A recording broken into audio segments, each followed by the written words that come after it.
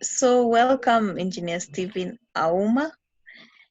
Yeah, Engineer Stephen is running in the upcoming elections, the IEK elections that we are hosting the webinars, and would love to hear what his IEK journey looks like, what his engineering journey looks like, and what he has to offer. Also considering that he has also been involved in the constitutional review, or rather the constitution amendments process. So we'd also love to hear that. Welcome, Stephen. Your hosts, Diana Waitanji, and also Engineer Ndolo. Welcome. Okay, thank you. You can hear me and see me? Yes, Engineer, the floor is yours. Just Can take it hear off. you. Okay, thank you. Yeah, we'll mute our microphones so that we don't distract you with the background noise, but we can hear you. Okay. Thank you very much, Diana, Dolo, and other members who have tuned in to participate in this webinar, which is starting at 10. That is very late, so I really would like to appreciate your patience and your indulgence in this. So I will start by introducing myself. I am Stephen AUMA. 58 years old now. Going to 58. By July 10th, I'll be 58 years old. And I'm a mechanical engineer by training, practice, and profession. My engineering journey started in 1983 when I joined the University of Nairobi on 3rd of October, 1983. And it was interesting because general elections had just been conducted in Kenya. It was a snap general election because the regular one should have been held in 1984. But there were some events surrounding Charles Njonjo, which led to a snap elections in 1983. And I participated in those elections as a polling clerk in a constituency that was different from mine, and therefore did not have an opportunity to participate in the election. So I joined the University of Nairobi in the Department of Mechanical Engineering, and I should have graduated in 1986, but that did not happen. I graduated in 1987, and the reason for that was because I was involved in some student activities, which led to my loss of 1 year. So instead of graduating in 1986, I graduated in 1987. And I think most of you would be curious to know what it was. It was to do with the conduct of the student leadership at that time. The chairman of SONU, that is a student organization of Nairobi University, was Professor P.L.O. Lumumba. I'm sure most of you have heard of him or even know him. And what had happened at that time is that that was 1985. I think it was in May 1985 when I was in second year. P.L.O. Lumumba was in third year. He was the chairman of SONU. And we received information that about 6 students had had their scholarships withdrawn. And at that time, unlike now when it is normal practice for students to pay fees, at that time, students were not paying fees. Students were actually being paid to be in the university. And therefore, if your scholarship was withdrawn, it was like a death sentence. And that is actually what happened. When there was scholarships were withdrawn, they were expelled from the halls of residence. And I think we were only having about 3 weeks to do the final exams. So those guys did their exams from outside the university. So there was a riot and I was involved. So that's how I lost 1 year.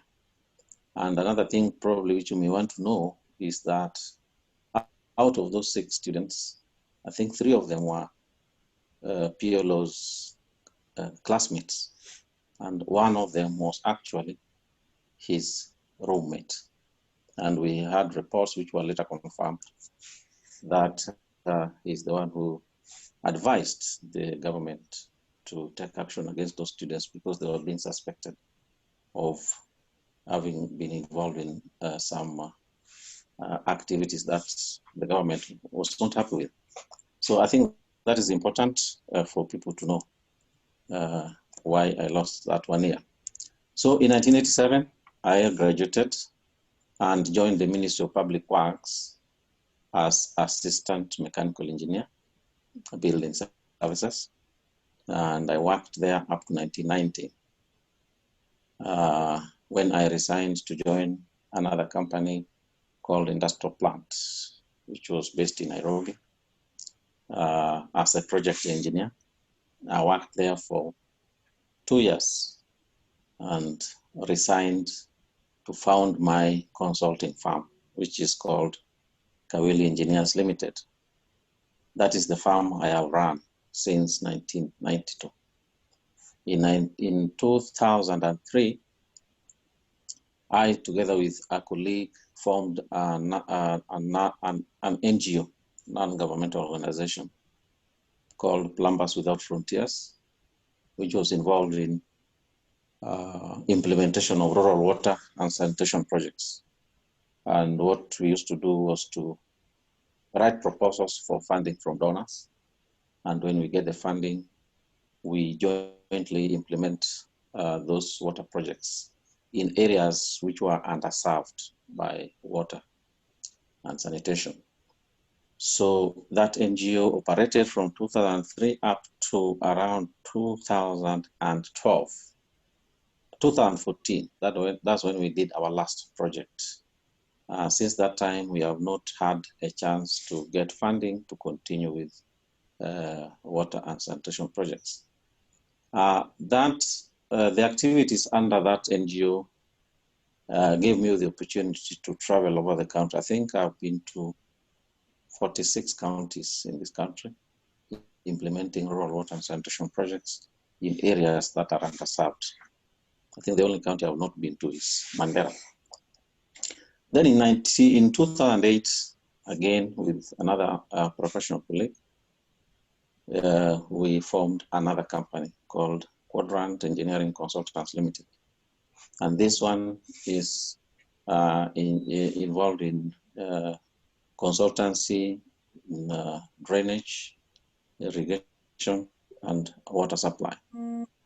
So that means I have 3 organizations, but they are housed in a small office where I'm sitting right now. I think that is enough for now in terms of my engineer background and where I am right now. Maybe I can also say that because of those 3 companies and because of the partners that I have a very diverse experience across disciplines in the engineering profession. I have very extensive experience in water engineering, in drainage, in structures, in building services, that is air conditioning, refrigeration, and plumbing. So it has given me a very extensive experience across all those disciplines, including contracts administration. I'm also an associate of the Chartered Institute of Arbitrators. I'm planning, God willing, to retire from active engineering practice in the next 3 or 4 years so that I can concentrate on a dispute resolution and mentoring of young engineers. That is what I intend to do. Regarding my candidacy or my candidature, I am vying to become the honorary secretary of IEK. And I don't know whether this is the right time to say why. I think I'll say it later, why I want to become the Honorary Secretary. And regarding my work, especially related to the activities of IEK, I have not done much for IEK in terms of the number of activities, but I have done a lot in the one function of constitutional reform, which started way back in 2016 when we had that elections of that year were not conducted with integrity. So I proposed at the annual general meeting of IEK in 2016 to reform the method we are using to conduct elections. I think I'll come to that, to details of that later. But I have been involved in reforms. Right now, I am the secretary of the Constitutional Review Committee of IEK, which was mandated to collect views from members of IEK in order for us to draft a revised constitution for adoption by members. That process is almost complete, and I think the next council will be able to present it to members for adoption. I believe whichever team is selected to become, to form the council will not hesitate to do that. Then now we come to the IEK constitutional amendments. I was given a list of talking points, and that is what I'm following. So now regarding IEK constitutional amendments, as you have heard, I happen to be the secretary of that committee. We have held several meetings. We have shared our roadmap, and have been fortunate to attend 100% of those meetings. We have a dedicated team of engineers who are members of that committee, and our chairman is Engineer Matalanga. Now, I think now is the time for me to talk about my involvement in constitutional reform. As I have stated, after the conduct of elections in 2016, which led to those who felt that they were not treated fairly, taking IEK to court, I drafted an AOB to be discussed at the 2016 general election. And I think I can generally read, I don't know whether I can read, yes. So I gave a notice to IEK for reform of the constitution in 2016, and my proposed resolution was as follows. It was dated April 18th, 2016. Notice of inclusion of items for discussion under AOB. And I stated that I do hereby give notice that the following items be included for discussion under AOB at the AGM scheduled to be held on April 28th, 2016 at Leisure Lodge Resort, Diani, Kwale County. Number 1, proposal to commence the process of amending the IEK Constitution 2015. And number 2, proposal to charge IEK to advise its representatives in EBK to move EBK and other stakeholders to commence the process of amending the Engineers Act 2011. And I enumerated the reasons why I had that proposal. So when at the end of the other agenda that were in the notice, we came to the AOB and I was invited by Engineer Matalanga to now present my agenda. And I was not given time even to finish the introduction of my agenda. I was stopped in my tracks, as you will see in the minutes of that meeting. And I can read the minutes of that meeting. Minute number 11, 2016, under AOB, which was the proposal to change IEK constitution as proposed by Engineer AUMA. The resolution also, that what is recorded in the minutes is Engineer Steve Nauma was told by Engineer Julius Riungu that his proposals would only be discussed at a special general meeting. And that was the end of the matter. So at least that gives you a glimpse of how our institution was being run.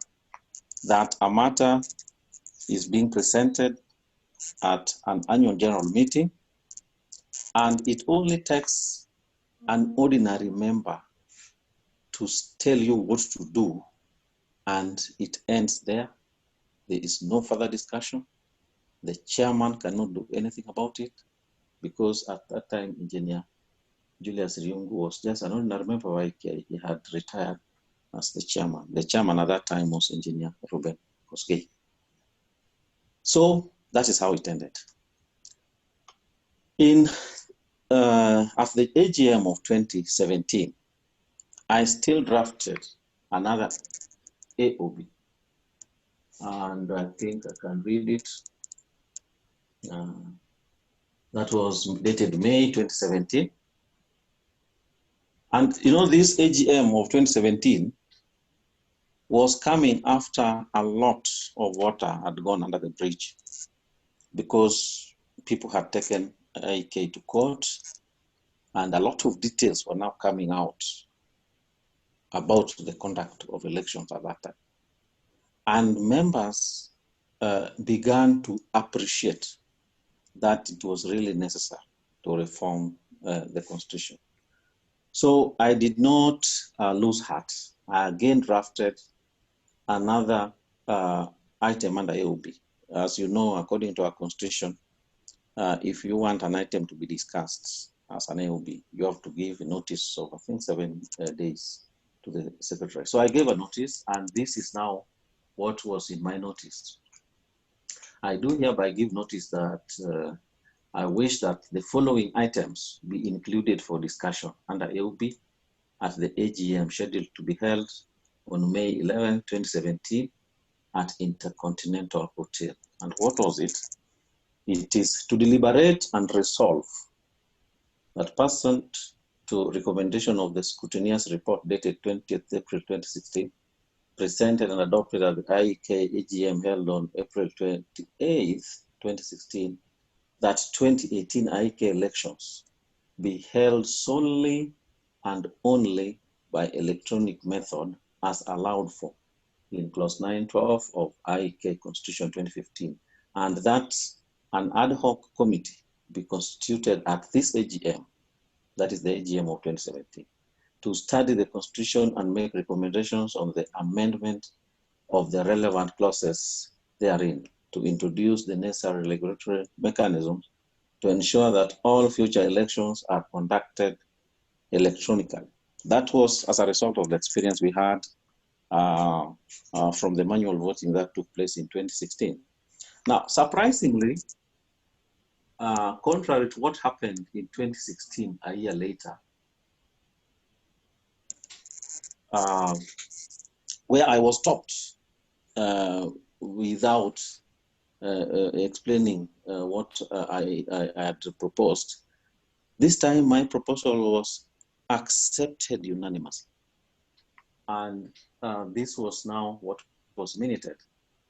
The council was tasked to prepare regulations to operationalize the electronic voting before nominations next year. All instruments for election should be in position. There should be a concerted effort by the council to come up with ways and means to make the elections credible. The method for voting should be brought to a special AGM in 180 days.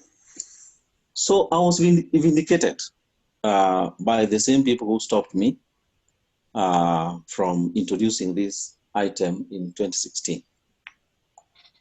So you have seen that there was supposed to be a special general meeting in 180 days. A special general meeting was held 180 days later, and there were several resolutions, one of which was that the election for in 2018 was going to be by electronic voting. And that is when we had the first elections done electronically.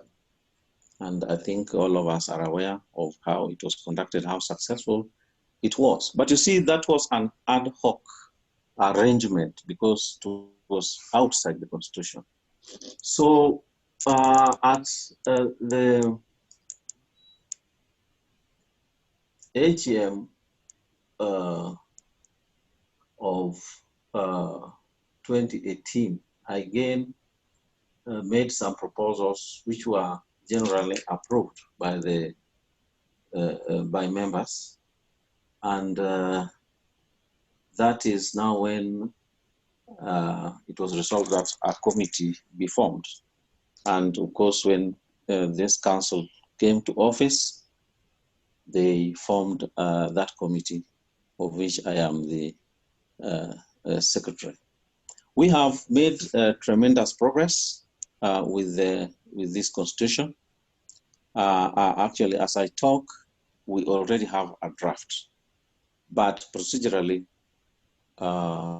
it has to go to the council for adoption before the council can present it to members for endorsement. But I think some events intervened which did not enable the council to do that.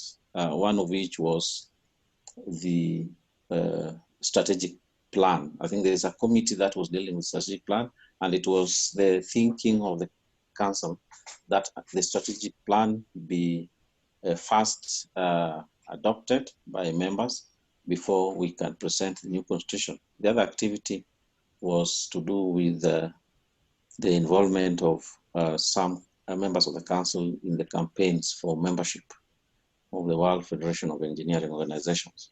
So those are the activities that did not make it possible for the council to present the constitution for adoption by members. And we have now found ourselves in an election which is to be conducted under the old constitution. But it was agreed, as all of you know, that we still conduct these elections electronically. And for that, a special general meeting was held, which endorsed that proposal. And that's now what we are going for elections with. So far, that is what I can say about IEK constitutional amendment. That is, the draft by the committee is ready, and it is just awaiting presentation to the council for adoption before it can be presented to members. Now, my manifesto.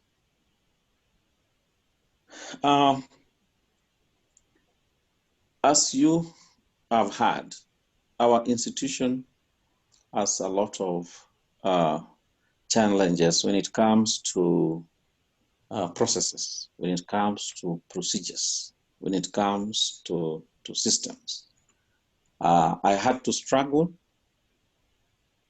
to just get members to accept that our election system is faulty, and also for members to accept that our constitution, which guides the election system, the constitution itself needs to be fixed. It took a lot of courage, a lot of persistence to ensure that members agree with my position that this constitution needs to be reformed. And therein lies other issues like establishment of systems, because my assessment of the way IEK is being run is that it has no structures. IEK is being run on the benevolence of the leaders. If you happen to have a bad leader, a bad president, bad in quotes, then things will have to go wrong. If you happen to have a good one, then things can go right. Fortunately, the current council is in the hands of good leaders, and that's why we have space to work on this constitution. And a lot of recommendations which I made. In fact, I can go back to, I don't know whether I can get it. I can try to go back to the reasons why I wanted, or rather I was proposing the constitution to be amended in 2016. I gave a lot of points, and one of them was the structure. For instance, I said at that time that the duties and functions of office bearers are not defined. Only the duties of the treasurer and the secretary are defined. I was asking why we have 2 vice presidents. What are their specific duties? Then there was also the issue of electronic voting, where I said clause 912 only mentions electronic ballot without explaining how it is to be undertaken. And then all the clauses dealing with electronic, electioneering are in conflict with each other. There are clauses on financial management which need to be redone to promote accountability and transparency. All those things. So we don't have very good structures, and my manifesto is based on establishment of these structures. And that's why, if you have seen my flyer, I am standing for institutionalized governance through empowerment of the Secretariat. Right now, the Secretariat is not being made use of by the Council. The Council members, especially the executive committee members, that is the President, his 2 vice presidents, the Treasurer, and the Secretary, are the ones who are running the Council. The Secretariat is not really being made use of effectively. The CEO, who, as you might have seen, is very resourceful, is very brilliant, is actually doing clerical work. The most of the actual operationalization of the Secretariat is being done by the Secretary and probably the President. In fact, it is very fortunate of IEK that right now we have a very hardworking Honorary Secretary, because it's the one who is running the show. That is not a good structure. A structure which depends on the benevolence of the person who holds power is not a good structure. So that is what I stand for. And I think I can effectively deliver on that when I become the Honorary Secretary. Then I have some pillars which I also stand on to help me deliver on that. And of course, one of them is what I have called institutionalism. That is establishment of strong structures so that the institution runs whether or not the president is there, whether the secretary is there, regardless of what type of person is the secretary, because the structures will have been established and they cannot go outside those structures. And in that, I can give you an example of what is happening in the United States. People were worried that if somebody like Trump becomes the president with the kind of careless utterances he was making, then he can ban the world. But that could not happen because American government is based on very strong institutional structures. There are certain things which, when somebody is campaigning outside, he thinks he can do. But when he goes to the White House, he realizes that he cannot do them. He said he would ban Iran, but right now he is in agreement with Iran. He said he was going to ban or annihilate the Taliban. We heard the other day that he is planning to enter into a peace agreement with the Taliban. So those are institutions working, not Trump working. So Right. that's what we want for our institution. Engineer, summarize in 5 minutes so that we can now go to the next session for questions. Thank you. Then now, how do we do it if we have structures? If we have structures, then we allow the Secretariat to operationalize our functions. And that is why I'm talking about empowerment of the Secretariat. So once we empower them, then they will do most of the donkey work that currently is being done by members of the council who are not full-time workers at the council. These are people who are running their own businesses, employed elsewhere.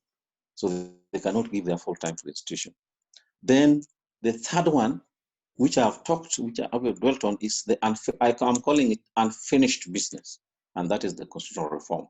I've already explained a lot about it, and I think now you understand why I'm calling it the unfinished business. Then the last one is what I'm calling paperless operations culture. We want to operate our institution by digitizing everything so that we don't need to rely on paper in order to communicate or to document our issues. So that is about my manifesto. I think I can stop there. All right, members. I'm going to end this session so that I can record and convert these videos. And in 1 or 2 minutes, we'll start the next session immediately so that we can now have questions and answers. So I will request member participants, please come back immediately in 1 minute. Then we engage engineer on with some questions and just to get to his brain what he's thinking and how his manifesto going to be implemented. Thank you. In 1 minute, I will start the other meeting for the same number, use the same ID number for the next session. Thank you.